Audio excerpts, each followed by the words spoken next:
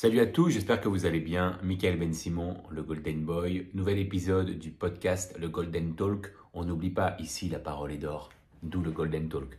Aujourd'hui, je vais vous parler d'un sujet qui me tient particulièrement à cœur, c'est le cutting.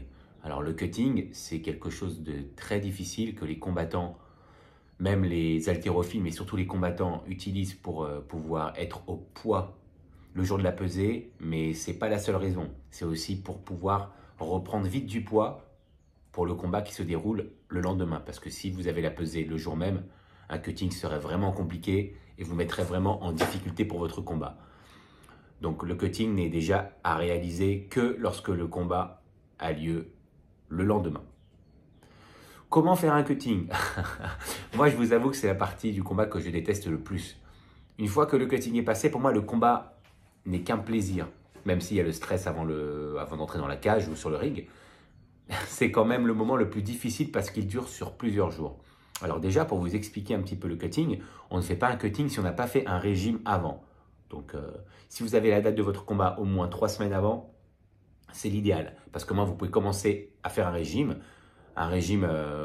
qui sera sur plusieurs étapes. Moi, ce que je fais, je vous explique ma façon de faire. Chacun a la sienne. Maintenant, si vous écoutez le Golden Talk et si vous écoutez le Golden Boy, c'est pour avoir sa façon de travailler. Donc, je vais vous donner ma façon de travailler. C'est la suivante. Tout d'abord, 3 semaines avant le combat, je continue à manger les quantités que je veux. Simplement, j'enlève tous les sucres. Tout ce qui est sucre pas naturel, moi je peux manger les fruits, tout ce qui est sans sucre, je le mange. Mais je ne mange plus de chocolat, je ne mange plus de bonbons, parce que moi je me fais énormément plaisir. Hein.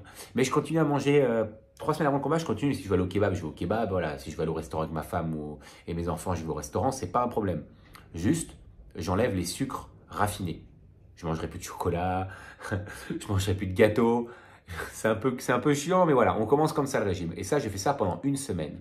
Dès que je suis à 2 semaines avant le combat, là, je commence un régime bien plus drastique pendant lequel je ne mange que 2 fois par jour. Je mange le matin, un petit déjeuner vraiment très léger. Je vous donne ma façon de faire. Je bois un verre de lait et je mange une pomme. Je ne mange rien jusqu'au midi. Et le midi, pardon, je mange un repas normal.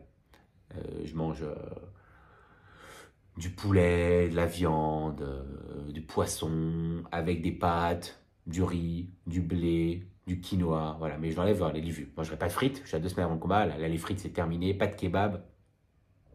Et une fois que j'ai fini mon repas, que je fais entre midi et 13h en général, et je mange lentement pour que mon corps assimile bien, je prends mon temps pour manger. Dès que j'ai fini mon repas, je ne mange plus jusqu'au lendemain. Donc on attaque un vrai jeûne intermittent. Un vrai jeûne intermittent. Vous pouvez boire de l'eau à profusion, ça par contre il n'y a pas de problème.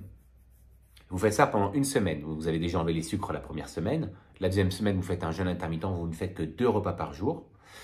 Et une fois que vous êtes sur la dernière semaine, donc vraiment 7 jours avant la pesée, pas 7 jours avant le combat, 7 jours avant la pesée, là, vous ne faites plus qu'un repas par jour. Et le repas par jour, il va être assez restrictif. C'est-à-dire que vous allez manger une viande, des légumes, peut-être des pâtes si vraiment vous sentez que vous avez besoin de sucre lent pour tenir la journée. Et un fruit, mais c'est tout. Mais c'est tout. Une fois que vous avez fait ça, vous ne mangez plus jusqu'au lendemain. Ça, c'est la dernière semaine avant le combat. Avant la pesée, pardon.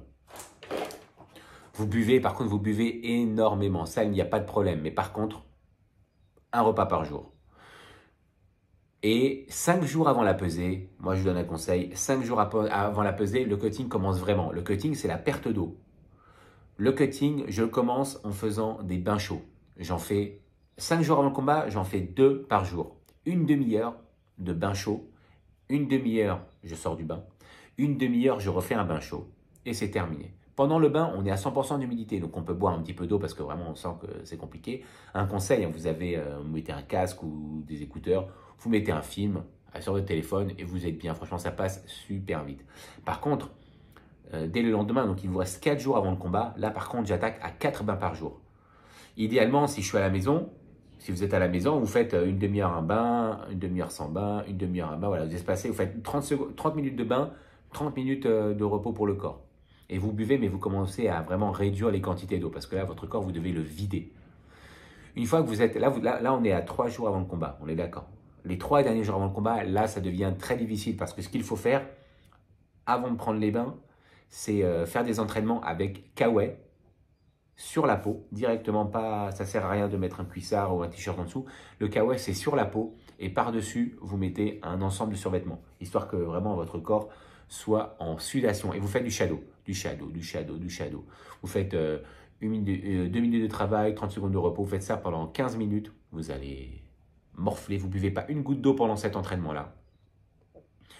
Et ensuite, vous refaites les bains chauds. Vous refaites les bains chauds, 4 bains par jour.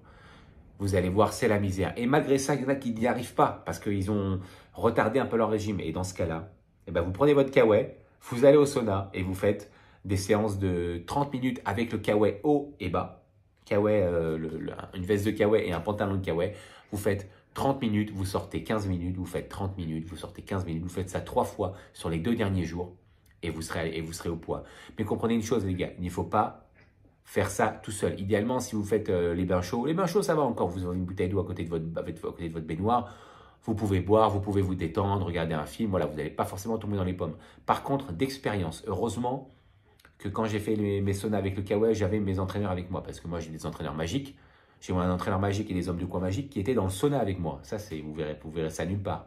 Ils étaient avec moi, ils n'avaient pas de kawaii, mais ils sont restés le temps que je suis resté. Et je vous dis quelque chose, le conseil de ne pas le faire tout seul, c'est parce que pour me lever, pour sortir, c'est mes coachs qui m'ont levé. Moi, je commençais à vraiment tomber dans les pommes. Donc, le cutting, c'est vraiment quelque chose de difficile qu'il ne faut